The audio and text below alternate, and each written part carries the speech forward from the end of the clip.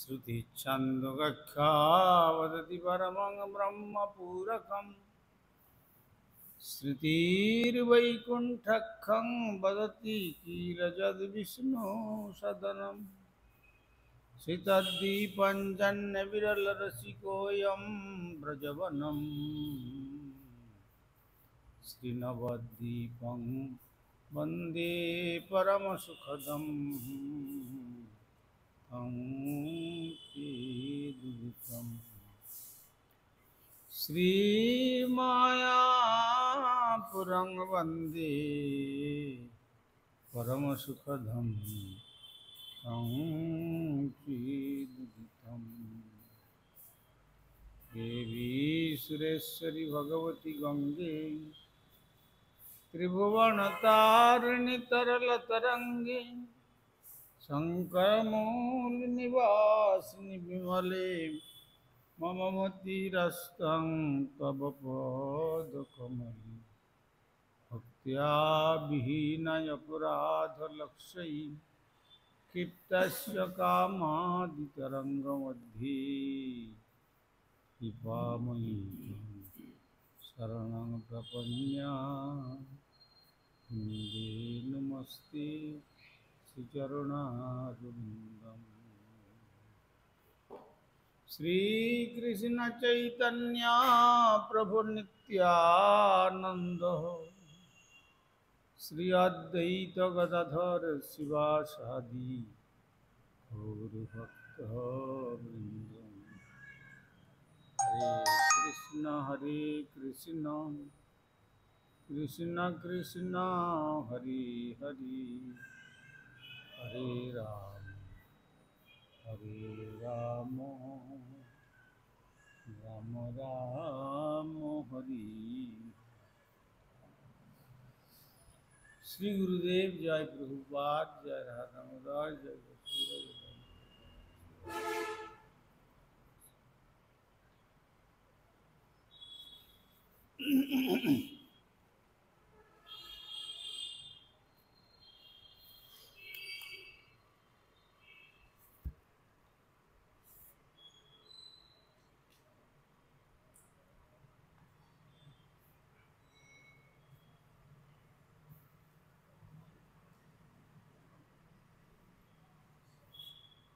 আমরা বিগত কয়েকদিন পূর্বে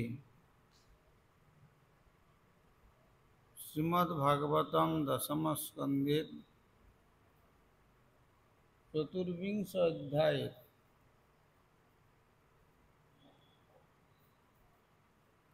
পঞ্চদশ সংখ্যক শ্লোকে শ্রী ভগবান সর্বাবতারী লীলা পুরুষোত্তম ব্রজেন্দ্র নন্দন শ্রীকৃষ্ণ তিনি নন্দ আদি সমস্ত তাঁর গুরুজনদেরকে উপলক্ষ করে বলছেন যে এই জগতে জীবেরা তাদের নিজ নিজ নির্দিষ্ট প্রারব্ধ কর্মফল ভোগ করতে বাধ্য হয়।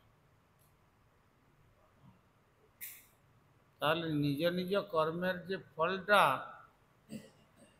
আমার কর্মফলটা অপরে ভোগ করবে না, বা অপরের কর্মফলটাও আমাকে ভোগ করতে হবে না। তেমনি ভজনময় জীবনে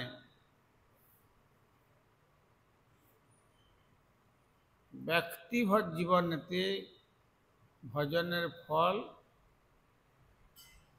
নির্দিষ্ট ব্যক্তি লাভ করবেন, আর যারা ভজন করবেন না তারা তাদের বহির্মুখতা দোষ মায়াদেবী, যার জন্য তাকে শাসন করবেন এবং পুনঃ পুনঃ জন্মান্তরের মধ্যে নিক্ষেপ করবেন। এই হচ্ছে তার নির্দেশ। অবতএব অবশ্যম এব ভুক্তব্যং কৃতং কর্ম শুভাশুভম। এতগুলো মালা ফুল কোথায় ছিল এত?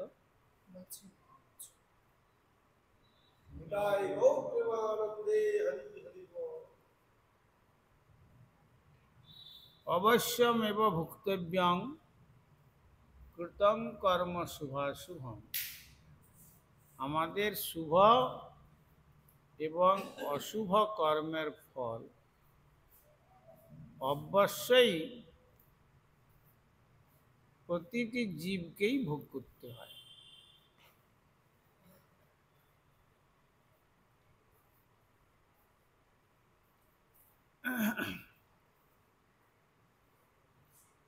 যেমন সেদিন দেখলাম একটা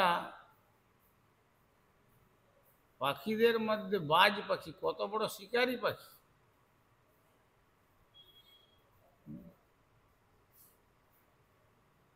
দেখলাম যে তার একটা পা ভাঙা, সে এক পায়েতে কত কষ্ট করে হাঁটছে।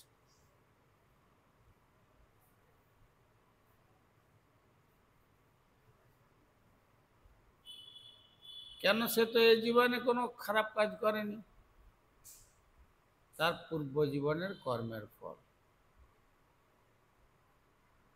সে কারো পা ভেঙে দিয়েছিল, এখন সেই কর্মফল ভোগ করার জন্য বলছেন যে পা ভাঙলে কিরকম অবস্থা হয় তুমি নিজে অনুভব করো, ফল ভোগ।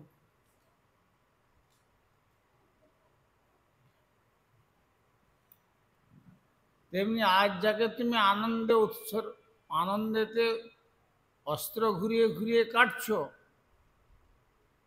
ওই কাটার যে কি দুঃখটা, যাকে কাটছো,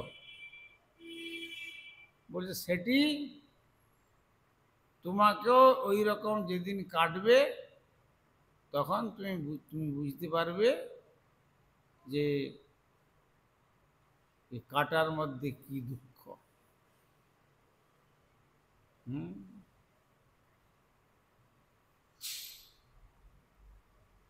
তো সেই রকম এখানে ভগবান বলছেন যে জীবেরা, শুধু মানুষের কথা বললেন না, জীবাতীতি জীব, যাদের প্রাণ আছে তারা জীব। তো সে জীবেরা তাদের নিজ নিজ নির্দিষ্ট প্রারব্ধ কর্মফল ভোগ করতে বাধ্য। কিমিন্দ্রে নেহ ভূতানাং স্ব কর্মানুবর্তিনাম। অনিশে নান্যথা কর্তুম স্বভাব বিহিতং নৃণাম। যেহেতু মানুষদের স্বভাবজাত ভাগ্য, স্বভাবজাত,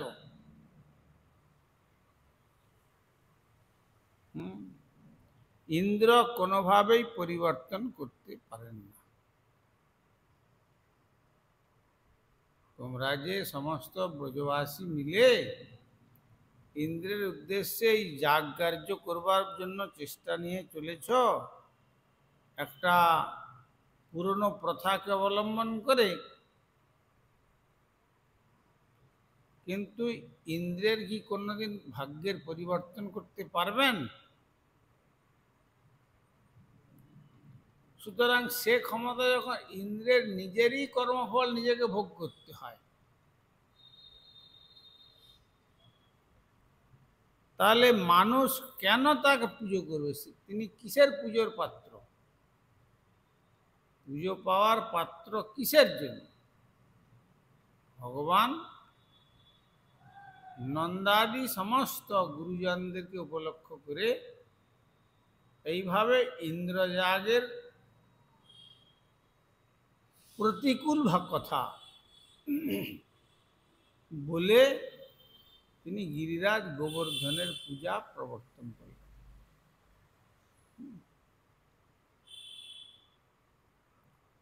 এই শ্লোকের তাৎপর্য অবলম্বনে বলেছেন, অনেক কথা আগে আস্বাদন আমরা করেছি,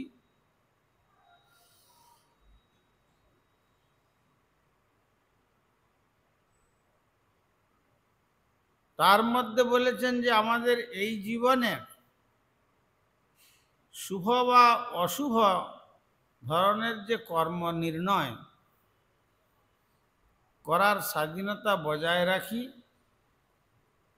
আমাদের বর্তমান পছন্দটি আমাদের ভবিষ্যতের দুঃখ এবং সুখকে নির্ধারণ করে। এই জীবনের যে আমাদের পছন্দ,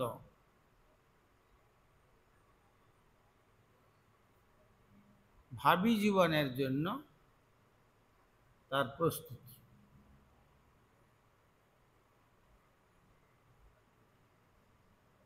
এই জীবনেতে আমরা যেমন কার্য করে যাব, মৃত্যুর পরে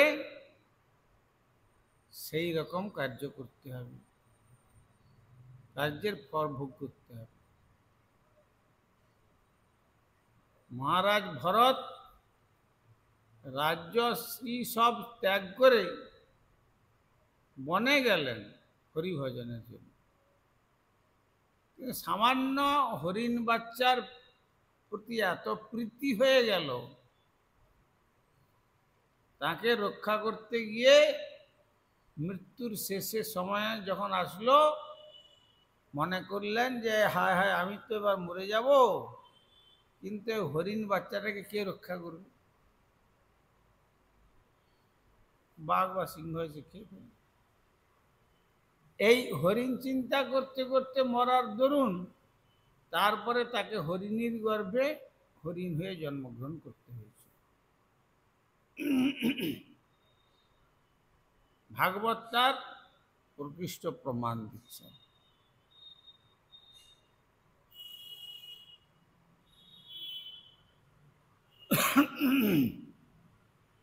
অতএব আমরা আমাদের জীবনে শুভ কর্মই করি বা অশুভ কর্মেই করি, আমাদের স্বাধীনতার সদ্ব্যবহার করি বা অসৎ ব্যবহার করি, তার জন্য যে দুঃখ বা সুখ ভাবি জীবনের ফল নির্ণয় করে। মানে আগামী জীবনের। গীতাতেও ভগবান নিজে বলেছেন, জং জং বাপি স্মরণং ভাবম তজত্যন্তে কলিবরম ত্বং তমেবৈতি কন্তেয় সদা তদ্ভাব ভাবিত। জং জং বাপি স্মরণং ভাবম, যার যার যেমন চিন্তা করতে করতে মৃত্যুর সময়তে সে দেহটাকে ত্যাগ করবে, তাই অত্যন্ত কলেবরম, এই কলেবরটিকে পরিত্যাগ করবে, তং তমেবৈতি কুন্তীয়, ঠিক সেই রকম জন্মটি সে পাবে।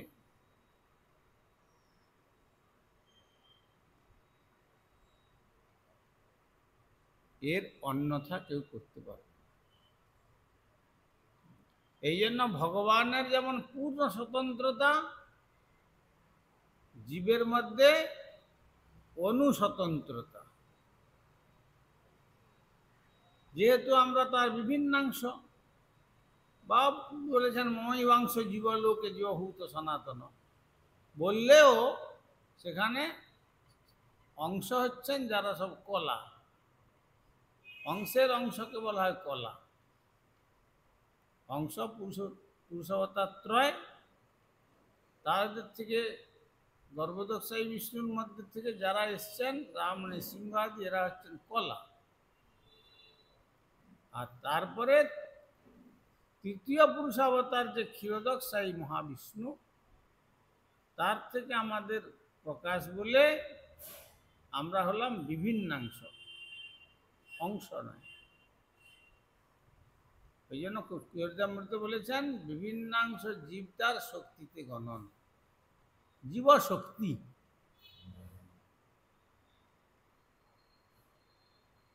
জীব শক্তি ভগবান, এবং সেটা হচ্ছে বিভিন্নাংশ, সাংস নয়, আর তারও অংশ নয়, কলাও নয়। কলাতে রাম আদি বলেছেন। ব্রহ্মা যখন গোবিন্দের স্তব করছিলেন বলেননি রাম আদি মূর্তিষু কলা নিয়মেন তিষ্ঠন নানাবতার মকরত ভবনেষু কিন্তু কৃষ্ণ স্বয়ং সমভবৎ পরমং কুমার গোবিন্দম আদি পুরুষং তমহং। তাহলে আদি পুরুষ গোবিন্দ, তার অংশের অংশ বলে এদেরকে বলা হচ্ছে কলা। আর তারপরে আমরা হচ্ছি বিভিন্নাংশ, জীব শক্তি। ভূমিরাপ নল বায়ু খংমন বুদ্ধিরে বচ অহংকার ইত্যঙ্গ ভিন্ন প্রকৃতির অষ্টধা অপরেয় মেতস্তন্যং প্রকৃতি বিদ্ধিমে পরাম। এছাড়াও একটা পরা প্রকৃতি আছে, সেটা হচ্ছে জীবভূতা, সেটা জীবশক্তি। মহাবাহু জয়দম ধার্যতে জগৎ, গীতাতে বলেছেন। তাহলে জীব তার শক্তি। কার শক্তি? জীব কার শক্তি? শক্তি মানের থেকে শক্তি আসে। তাহলে জীব যত চেষ্টা করুক না কেন, জীব কখনো শক্তিমান হবে না, শক্তি থাকবে।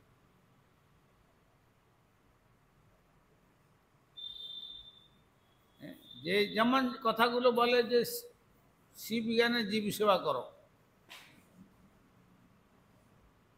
তাতে মঙ্গল হবে। বলে কখনো জীব কখনো শিব হবে না, আর শিবও কখনো জীব হবে না।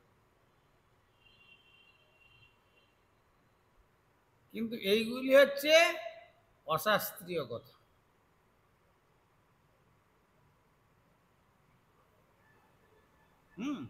সুতরাং এই সমস্ত, ওই জন্য ভগবান বললেন য শাস্ত্র বিধিমুৎসৃজ্য বর্ততে কামকারত নস সিদ্ধিং নবাপ্নতি ন সুখং ন পরাঙ্গতি।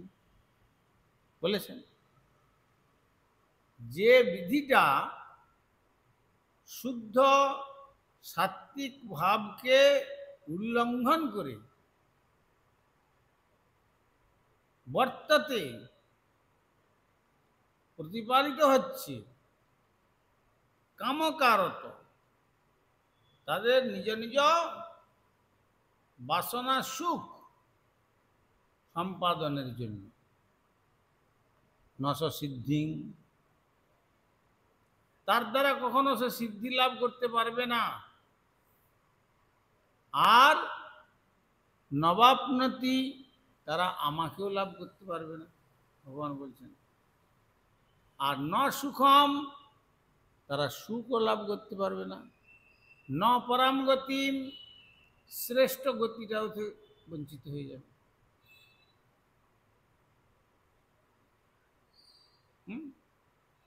এই শাস্ত্র বাণীতে, ভগবত বাণীকে বিশ্বাস, দৃঢ়তার সঙ্গে বিশ্বাস রেখে এই জন্য ভজনের প্রয়োজন আছে। শাস্ত্রের সিদ্ধান্ত লাভ করতে গেলে সেখানে কি সাধু সঙ্গের প্রয়োজন। এই জন্য কাশ্মীর প্রদেশ থেকে যখন সেই পণ্ডিত এসেছিলেন, আমি বিরাট পণ্ডিত সরস্বতীর বরপুত্র দিগ্বিজয় করব, আমাকে বলবে সকলে যে সর্বশ্রেষ্ঠ পণ্ডিত। কিন্তু মহাপ্রভুর পাশে যখন এসে গঙ্গার স্তব করলেন, আমরা যেমন গ্রন্থের শ্লোকগুলো বলি,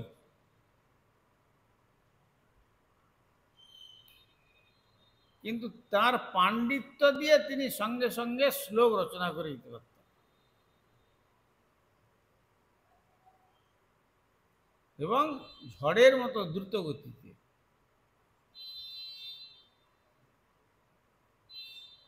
তখন বেশ কিছু শ্লোক বন্দনা করার পরে পণ্ডিত যখন মহাপ্রভুকে বলছেন, কি নিমাই পণ্ডিত, কি শুনলে? তুমি যে গঙ্গার বন্দনা শুনতে চেয়েছিলে, কি শুনলে? তখন মহাপ্রভু কি বললেন? অতি দৈন্য হরে বললেন যে, দেখুন, আপনি পাণ্ডিত্যে অদ্বিতীয়, কিন্তু এই যে শ্লোকটি বলেছেন তার মধ্যে পুনরুক্তি দোষ থেকে আরম্ভ করে বেশ কয়েকটা দোষ তিনি দেখিয়ে দিলেন একটি শ্লোকে। তখন তিনি বললেন যে, আচ্ছা, আমি তো কোনো শাস্ত্রের থেকে শ্লোক তৈরি মুখস্থ করে বলি নাই, তুমি কি করে এটা বলছো? তখন মহাপ্রভু দৈন্য ভরে বলছেন কি, যে আপনি যেমন পাণ্ডিত্যের দ্বারা শ্লোক রচনা করে মুহূর্তের মধ্যে ঝড়ের গতিতে বলতে পারেন, তেমনি কোনো কোনো জীবের এমন শ্রুতিধর পুরুষ হচ্ছে যা একবার শ্রবণ করে নেয়, সঙ্গে সঙ্গে তাদের চিত্তের মধ্যে স্থান। এই জন্য অন্যান্য যুগে বেদের অপর নাম শ্রুতি, শ্রবণের পারম্পর্যতে ছিলেন সত্য, ত্রেতা, দ্বাপর পর্যন্ত। অর্থাৎ গুরুপাদ পদ্মের শ্রীমুখ থেকে শুনতেন, শোনার সঙ্গে সঙ্গে তাদের সেই দিব্য জ্ঞান লাভ হত। কিন্তু সেই শ্রুতি বা বেদ শাস্ত্রাদি কবে লিপিবদ্ধ হলেন? এই কলিকালে।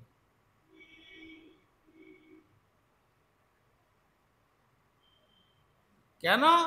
দেখলেন যে কলির মানুষ এ শাস্ত্র একবার শুনে নিয়ে গুরুদেবের কাছ থেকে তারা হৃদয়ে ধারণ করে রাখতে পারবে না। কৃষ্ণ সদামপজ্ঞতে ধর্ম জ্ঞানাদিভিসহ কলৌ নষ্ট দৃশামেশ পুরাণর্ক ধুনাদিত। ভাগবত বলছে, ভগবান যখন তিনি তার সধামে যাত্রা করলেন, অর্থাৎ এই ভবলীলা শেষ করে তিনি চলে যাচ্ছেন, রথে আরোহণ করে জগতের জীবকে মুসল্লীলা প্রদর্শন করাচ্ছেন দ্বারকাতে, আর বলদেব সেই বালুকা রাশির মধ্যে তিনি অনন্তদেব রূপে বেরিয়ে চলে যাচ্ছেন,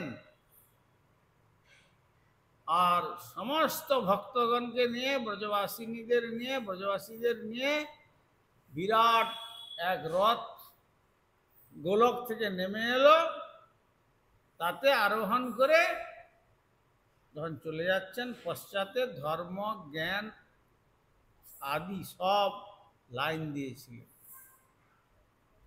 কেন না কলির কলমশ আধারে সর্বত্র শুদ্ধ সিদ্ধান্ত এবং শুদ্ধ ভগবত আরাধনা জগতের মানুষ করবে না।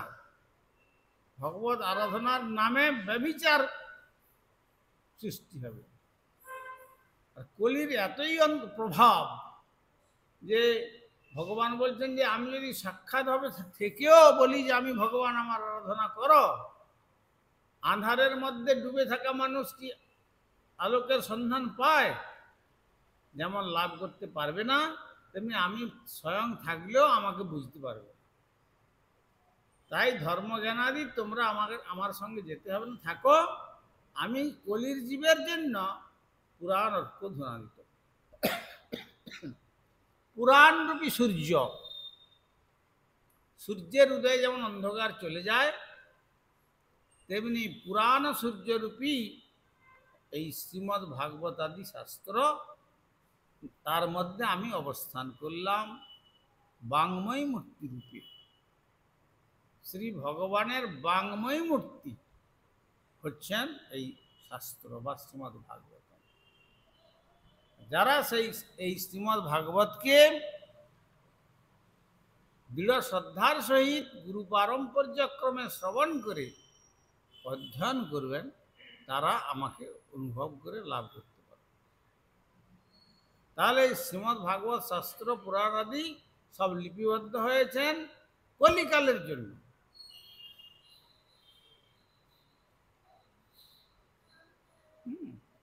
তো সুতরাং তাই এই শাস্ত্রের মধ্যে ভগবান সেই কথাই বলছেন যে মানুষ তাহলে ইন্দ্রের পুজোটা কেন করবে? পূজ্য বস্তুর যদি সেই রকম সামর্থ্য থাকে তাহলে তার পূজা করা দরকার। যদি না থাকে শুধু শুধু পুজো করে কি হবে? তারপরে কি বলছেন না, জীব তার নিজের ভাবী জীবনের প্রস্তুতি এই জীবনে তৈরি করে নেয়। যেমন রিল, সেদিন কে বলছিল না, কোথা থেকে আসলাম যখন, বলে এখানে শুটিং হচ্ছে আর কেউ নাই। তো শুটিংটা যখন হয় তখন তো হয়ে গেল, আর যখন হলে যখন ওই রিলটা যখন প্লে হচ্ছে সেটা তো পরে হয়, শুটিংয়ের সঙ্গে সঙ্গে তো হবে না প্লেটা। তাকে এডিট করে সব কিছু ঠিকঠাক করে তারপরে তাকে রিল তৈরি করে নিলে, তখন মেশিনে চড়ালে তবে ওই রিলটা ডিসপ্লেতে দেখা যাবে। তো তখন যদি আমি মনে করি যে না এই দৃশ্যটা দেখব না, সে হবে না, ওটা রিল হয়ে গেছে আগে, এখন আর ওটাকে ডিলিট করা যাবে না। তেমনি এই জীবনের যে আমাদের রিল, ভালো মন্দ যা কিছু কর্মের রিল হচ্ছে, এখন আমাদের কর্মের রিল চলছে, আমরা কি কর্ম করছি, পূর্ব জীবনে যা করেছিলাম সেই জীবনের রিল এখন প্লে হচ্ছে, আর এই জীবনে যা করছি এটা হচ্ছে শুটিং চলছে, আর এর পরের জীবনেতে এই শুটিং তখন ডিসপ্লেতে দেখাবে, সেটা জীব ভোগ করবে, সুখ এবং দুঃখ, ভালো এবং মন্দ। সেই জন্য বলছেন যে এই জীবনের শুভ বা অশুভ ধরনের যে কর্ম নির্ণয় করার স্বাধীনতা, এটাও পর্যন্ত ইন্দ্রের নাই। আমাদের বর্তমান পন্থাটি ভবিষ্যতের দুঃখ এবং সুখকে নির্ধারণ করবে, নিজ কর্মফলেতে ভোগ করতে হবে। সুতরাং বৃথা ইন্দ্রের পুজো করবার কি প্রয়োজন, সে কথাটা ভগবান অতি সুন্দর করে আরো ভালোভাবে বুঝে যাচ্ছেন। কৃপা সিন্ধু হরিদানাং পাবনে হরিহরয় নম কৃষ্ণ যাদবায় নম, হরিহরয় নম যাদবায় মাধবায় কেশবায় নম,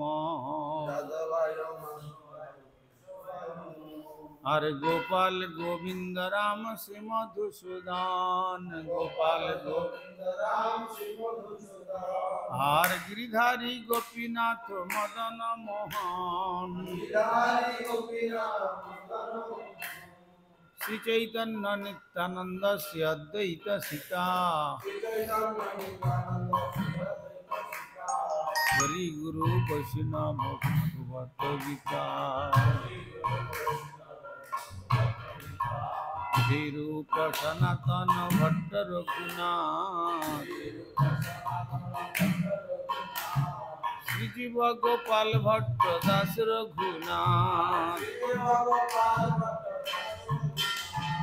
এই ছয় গোসাইর করি চরণ বন্দন,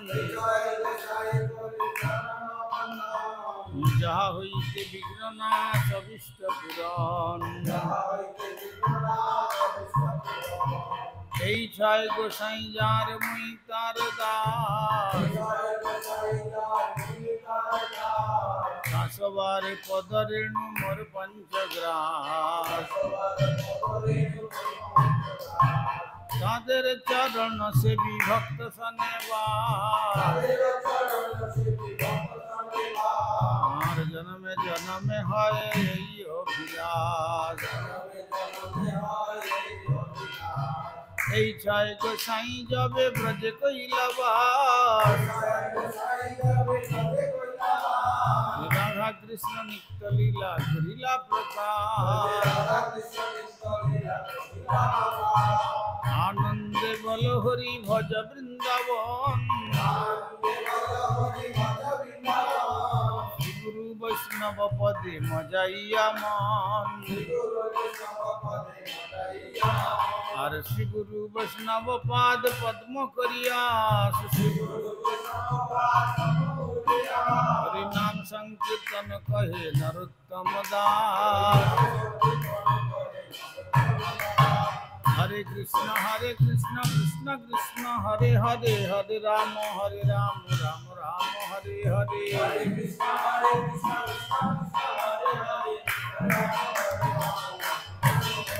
তাই গৌর হরি হরি বল তাই গৌর হরি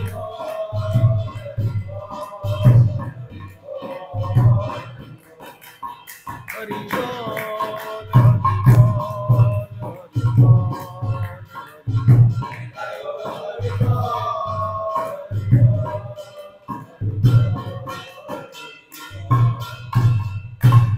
श्री गुरु गौरांग बंधर्विका गिरिधारी श्री राधा गोविंद गोपीनाथ मदन मोहन श्री जगन्नाथ बलदेव सुभद्रा श्री श्री राधा रमन देव धमेश्वर श्री गौर सुंदर श्री जगन्नाथ देव श्री गिरिराज महाराज श्री राधा दामोदर जी श्री ग्रंथराज श्रीमद् भागवतम तुलसी महारानी तथा संध्याकालीन भागवत अधिवेशन महामहोत्सव परमाराध्य श्री गुरुपाद पद्म विष्णुपाद श्री भक्ति कुमार संतोष स्वामी ठाकुर की जय।